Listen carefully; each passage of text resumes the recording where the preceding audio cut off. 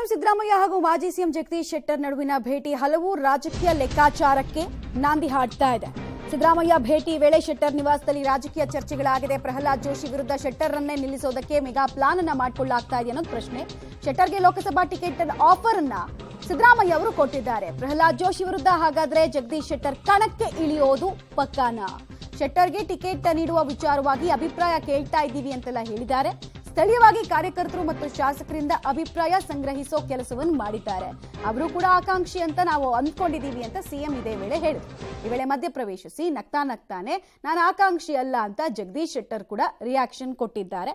But ತೆರೆಮರೆಯಲ್ಲಿ ಬಹಳಷ್ಟು ಸ್ಟ್ರಾಟಜಿಯನ್ನ ಸದ್ಯಕ್ಕೆ ಮಾಡ್ಕೊಳ್ತಾ ಇದೆ. ಲೋಕಸಭೆ ಚುನಾವಣೆಯಲ್ಲಿ ಪ್ರಹ್ಲಾದ್ ಜೋಶಿಯನ್ನ ಹೇಗಾದ್ರೂ ಮಾಡಿ ಸಲ ಸೋಲಿಸಬೇಕು ಅನ್ನೋದು ಕಾಂಗ್ರೆಸ್ನ ಲೆಕ್ಕಾಚಾರ. ಅಭಿಪ್ರಾಯ ಕೇಳ್ತಾ ಇದ್ದೀವಿ. ಶೆಟ್ಟರು ಕೂಡ ಒಬ್ರು ಆಸ್ಪಿರೆಂಟ್ ಅಂತ ಅನ್ಕೊಂಡಿದ್ದೀನಿ. ಇಲ್ಲವಂತ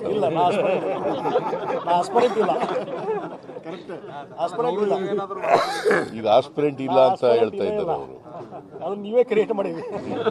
ನೀವು ಈಗ ಕೇಳಪ್ಪ ಇಲ್ಲಿ ನಮ್ಮ MLAಗಳು ಕ್ಯಾಂಡಿಡೇಟ್ ಆಗಿದ್ದವರು ಮತ್ತು ನಮ್ಮ ವರ್ಕರ್ಸು ಯಾರನ್ನ ಹೇಳ್ತಾರೆ ಅವ್ರಿಗೆ ಟಿಕೆಟ್ ಕೊಡ್ತಾರೆ. ನಾವು ಅದಕ್ಕೆ ಅಬ್ಸರ್ವರ್ಸ್ ಹಾಕಿದ್ದೀವಿ. ಪ್ರತಿ ಜಿಲ್ಲೆಗಳಿಗೂ ಕೂಡ ಒಬ್ಬೊಬ್ಬ ಮಿನಿಸ್ಟರ್ಗಳನ್ನ ಅಬ್ಸರ್ವರ್ ಹಾಕಿದ್ದೀವಿ. ಅವರು ಒಪಿನಿಯನ್ ಎಲ್ಲ ಕಲೆಕ್ಟ್ ಮಾಡ್ತಾ ಇದ್ದಾರೆ. ಒಪಿನಿಯನ್ ಕಲೆಕ್ಟ್ ಮಾಡಿ ಪ್ಯಾನೆಲ್ ಕೊಡಿ ಅಂತ ಹೇಳಿದ್ದೀವಿ. 3 ಹೆಸರು ಪ್ಯಾನೆಲ್ ಕೊಡಿ ಅಂತ.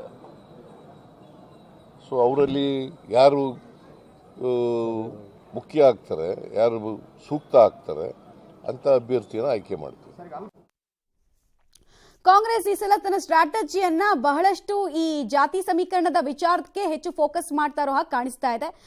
ಉತ್ತರ ಕರ್ನಾಟಕ ಭಾಗದಲ್ಲಿ ಕಾಂಗ್ರೆಸ್ಗೆ ಹೆಚ್ಚು ಸ್ಥಾನಮಾನಗಳು ವೃದ್ಧಿ ಆಗೋದಕ್ಕೆ ಜಗದೀಶ್ ಶೆಟ್ಟರ್ ಅವರ ಆಗಮನ ಕೂಡ ಕಾರಣ. ಅದರ ಲಾಭ ಎತ್ತೋದಕ್ಕೆ ಮುಂದಾಗ್ತಾ ಇದ್ದಾರೆ.